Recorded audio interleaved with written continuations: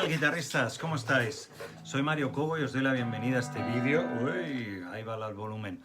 En el que voy a hablar de esta canción de Flying Saucers Rock and Roll, pero también de mi experiencia sobre cómo, bueno, la experiencia que tuve tocando con Billy Lee Riley.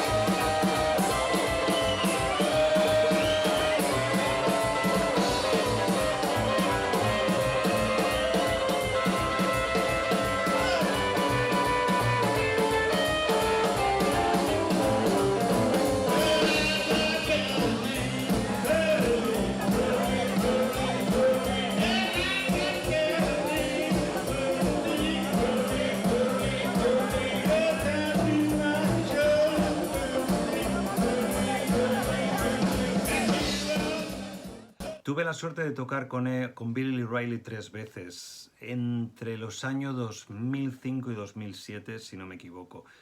Y en ese High Rockabilly también coincidí con Kim Lenz, que poco después nos llamó a Blas, Daniel y yo para ir a tocar con ella a Los Ángeles, y en ese mismo show, en Los Ángeles Theater, acompañamos a Billy Lee Riley. Y creo que más tarde, en el 2007, volvimos a repetir con él en el High Rockabilly. Y la verdad es que para mí fue todo un honor, una suerte y un privilegio poder tocar con uno de mis héroes. Una de las cosas más importantes que yo aprendí tocando con Billy Lee Riley, diría que entender un poquito más la música que tanto me gustaba, ¿no? En este caso, el rockabilly y el rock and roll. Y sobre todo enfocado muy al sonido de los años 50, que era en lo que estaba metidísimo en ese momento, ¿no? En el rhythm and blues, el hillbilly, el country, el rock and roll, el rockabilly. Digo en ese momento porque en ese momento era como que mi foco estaba sobre esos estilos, ¿no? También me gustaba mucho el swing y el jazz, pero en aquel momento estaba intentando como casi un poco demostrar, ¿no? Que podía tocar esos géneros muy bien, y me obsesionaba mucho el intentar reproducir nota por nota muchos solos. Y recuerdo que la segunda vez que toqué en el High Rockabilly, o sea que sería en el 2007, estábamos cenando con él y yo le estaba haciendo ahí ¿cómo se llama? Un interrogatorio muy intenso, ¿no? Sobre equipos, sobre las experiencias grabando. Y recuerdo que una de las cosas que aprendí es que le pregunté, ¿tú tenías un Ecosonic, un amplificador Ecosonic? Y me dijo, sí. Y le dije, ¿todavía lo tienes? Y me dijo, no, no. Dice, yo cuando salió algo más ligero lo tiré, lo tiré a la basura. Supongo que se refería a que lo cambiaría por otro o lo que sea, ¿no? Ahí me di cuenta de que esa gente eran músicos de su tiempo, no, en ningún momento tenían esa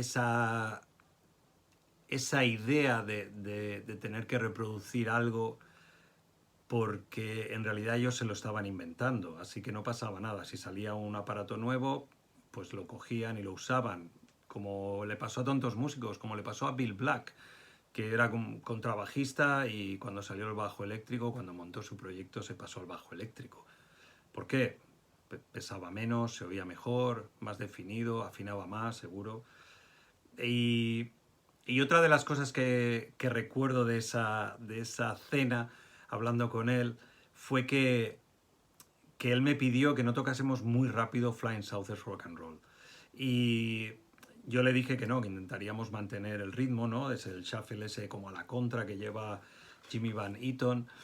Y luego él me dijo que no entendía muy bien, porque me dijo, no hace falta que hagas las notas del solo, que las intentes hacer nota por nota. Y me dijo, nosotros nunca lo hicimos dos veces igual.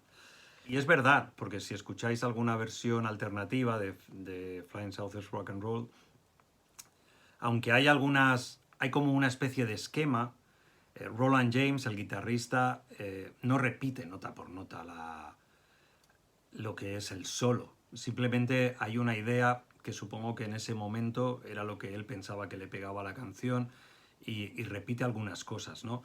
Entonces, cuando preparas un repertorio así, o a partir de aquel entonces, cuando empecé a preparar repertorios, ya lo veía de otra manera. En vez de pasarme semanas intentando reproducir nota por nota, que a la larga lo que hacen es que luego en el escenario tienes como solo una oportunidad, ¿no? Y te estresa un poco, porque estás haciendo más que disfrutando, tocando, estás intentando reproducir nota por nota, recordar, a la que fallas una nota ya sabes que en realidad es como que se te ha ido todo al traste, que ese solo que habías estudiado durante 2 semanas, intentado tocarlo perfecto, tienes como una sensación de haberlo echado a perder y sin embargo no es así. Empecé sobre todo a intentar poner como varias capas de importancia a cada parte. La parte más importante siempre es conocer la armonía y la estructura de la canción. ¿Cuál es mi truco para eso? Mi truco para eso es escuchar muchas veces la canción. Muchísimas. O sea, a lo mejor incluso hay canciones que ya las conozco de hace muchos años o las conocía, pero muchas veces lo que yo intento es escucharlo muchísimo, para que sea natural, sin analizar y sin nada. Entonces ya cuando ya llevo un tiempo escuchando ese repertorio, me siento y, y analizo qué está tocando, ¿no? ¿Qué estructura? En este caso, en Florence Southwest Rock and Roll, cuando muchas veces yo creo, tengo la sensación de que mucha gente no la ha analizado y la toca como un 12-bar blues típico, pero es una canción que es bastante diferente y tiene esta parte, ¿no? Cuando empieza a cantar, well, the news of it has been flying around.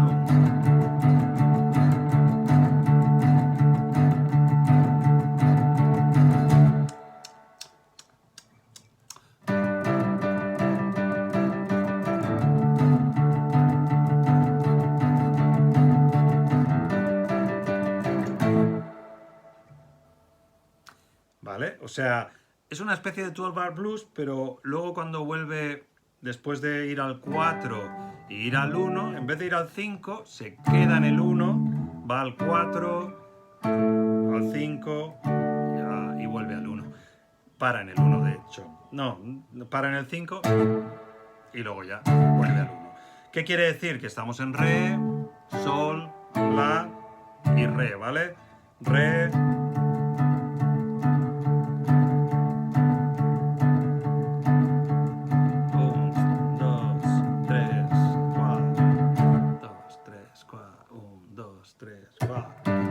sol, re.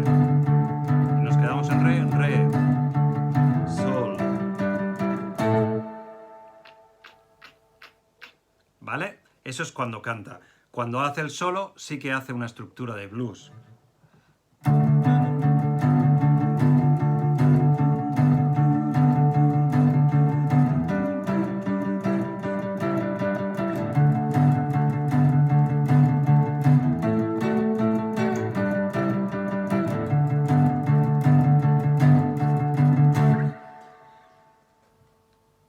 En el disco original está Jerry Lee Lewis tocando el piano y lleva un poco el ritmo de boogie de piano, ¿vale? Yo no distingo muy bien qué hace la guitarra. La guitarra podría hacer... Pero a mí, para tocar en formato como las 3 veces que toqué con él, que siempre era batería, contrabajo y guitarra, pues lo mejor para mí era como darle ¿vale? Con la acentuación esta, siempre con la caja, ¿vale? Y de esa forma rellenaba más y tenía más sólido. Era más sólido, tenía un ritmo mucho más sólido. He dicho sólido suficientemente. Vale. ¿Qué es lo siguiente? Vale, vamos a estudiar primero la intro. La intro es súper importante porque es definitoria. Y toda la gente que le gusta esta canción, le gusta la intro.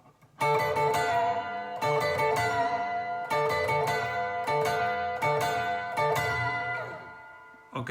¿Qué tiene esta intro? Nada, o sea, básicamente... ¿Vale?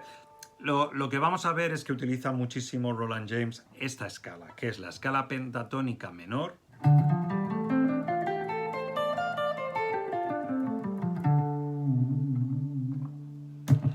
Y le añade la sexta, ¿vale?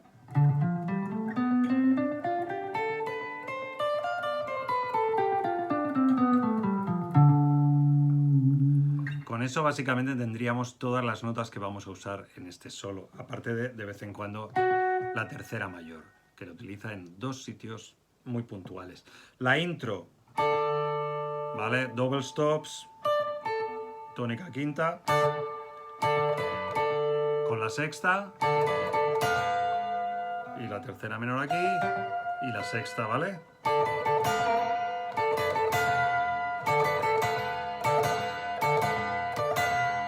Yo tengo un poquito de reverb por darme ambiente y mi típico eco a 140 milisegundos. Por un momento en mi cabeza ha habido como un 1400 por algo. 140 milisegundos, ¿vale? Y poco más. Yo creo que se utiliza un poquito la palanca.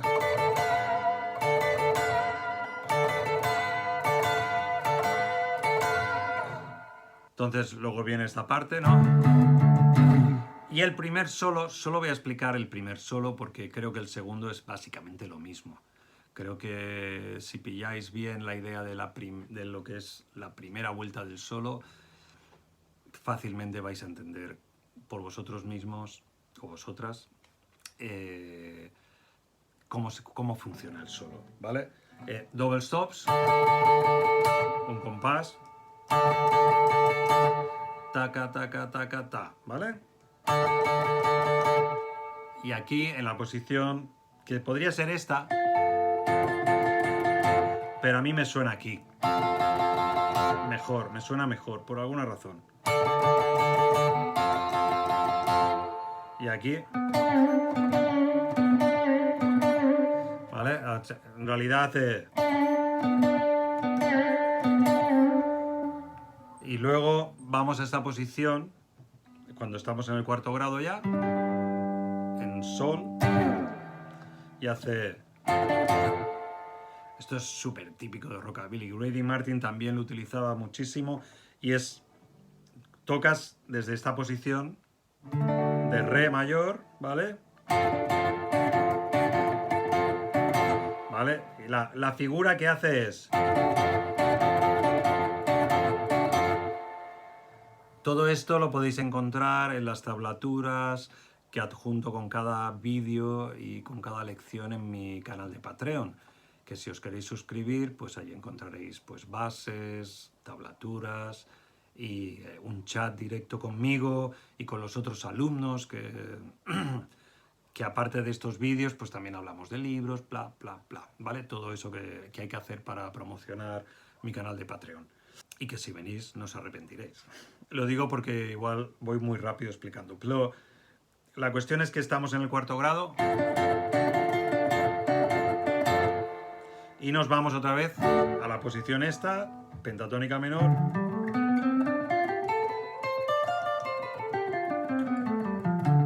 Y hace...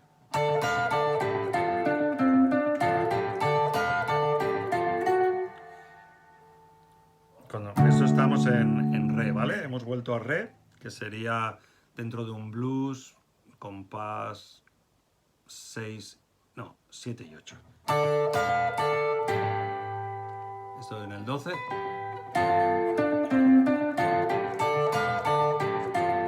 Y ahí pone la tercera mayor. Y aquí hace una frase que recuerda un poquito a Viva Polula, ¿no? Vale, pues esto es lo que toca, la misma igual.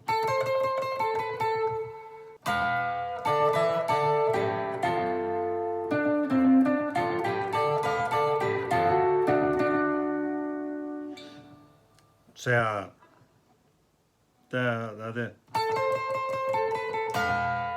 y aquí ya hace con 12, ¿vale? 10, los dos dedos en el 10, los dedos.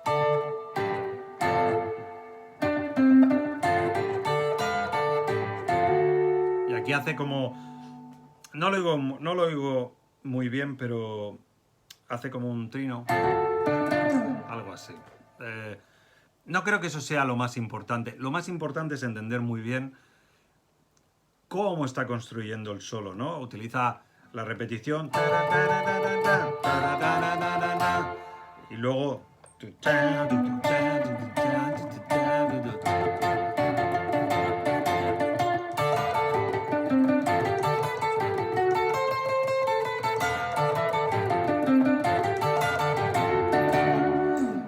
si nosotros quisiésemos tocar cosas similares, lo primero que deberíamos hacer es practicar con estos double stops aquí, ¿no?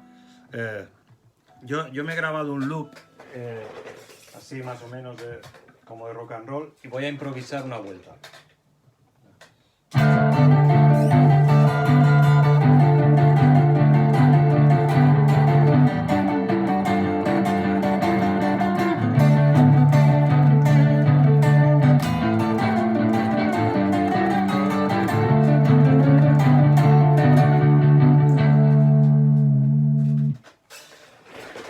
Por ejemplo, ¿no? O sea, la idea sería ver más o menos cómo ir acentuando sobre esas ideas rítmicas y de double stops.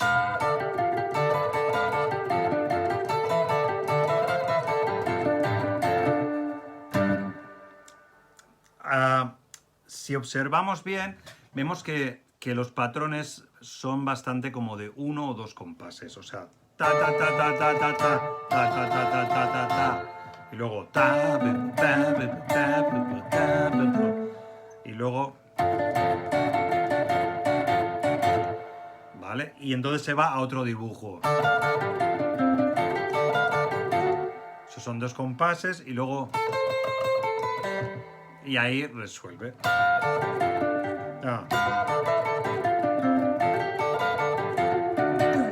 Pues nosotros deberíamos coger como esas ideas. Imaginad que en vez de hacer,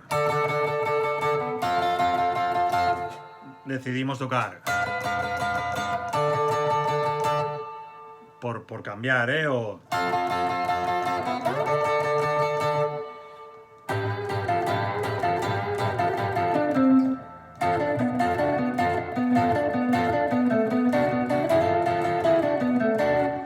Y luego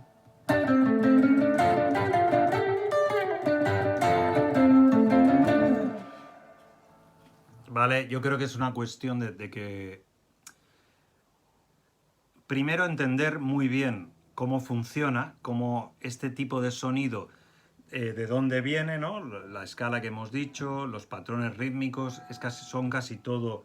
No hay casi tresillos, bueno, de hecho no hay tresillos, hay este trino final, que es lo que yo he entendido, que hay, pero vamos, que son todo corcheas y algún movimiento rítmico y mezclar estos double stops y sobre todo mantener ese espíritu, porque a veces, y yo soy el primero que ha caído, a veces por intentar tocar más notas o más escalas, una canción pierde como su personalidad, esa era la palabra. Una canción pierde su personalidad. ¿Y por qué la pierde?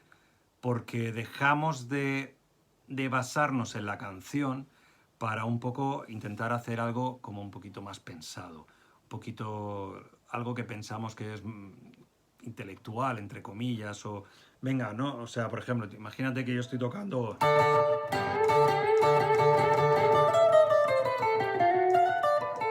Yo qué sé, intento tocar como más florituras, más notas de paso, destrozas la canción. En este tipo de canciones necesitan fuerza, necesitan expresión, necesitan ese tipo de. Se expresan de esa manera. Y se pueden buscar muchas formas de jugar, pero a lo mejor siempre sin perder el concepto de la canción. ¿Vale? Espero que esto os sirva. A mí la verdad es que me sirvió de muchísimo y me ayudó muchísimo a entender sobre todo cómo afrontar los repertorios de estas personas, o sea, desde el máximo respeto, o sea, aprenderme muy bien la armonía y sobre todo a intentar siempre acompañar de la mejor manera al artista, saberme muy bien las partes diferenciales y características de cada canción, las que no sabemos todos, esas intros, esas frasecitas que todos cantamos, y luego rememorar o reinterpretar esos solos y manteniendo mucho la esencia, pero pudiendo improvisar, no intentar estar pensando nota por nota, ahora que venía esta nota tal y oh, la he cagado, no. ¿Esta que eran? Pues double stops, a lo mejor sí que me acuerdo de esta parte, de la primera, ¿no? Pero luego ya esta parte de aquí, pues yo qué sé, a lo mejor por mi forma de tocar, en vez de hacer, pues yo hago... No pasa nada, no pasa nada. Nadie se da cuenta porque si mantienes el espíritu de la canción, todo está bien, o casi todo. ¿Vale? Venga, espero que nos veamos en el próximo vídeo. Recordad lo de la suscripción y estas cosas que se suelen decir. Y si queréis más, en mi Patreon hay más siempre. ¿Vale? Buenas noches. Es que aquí es de noche ahora.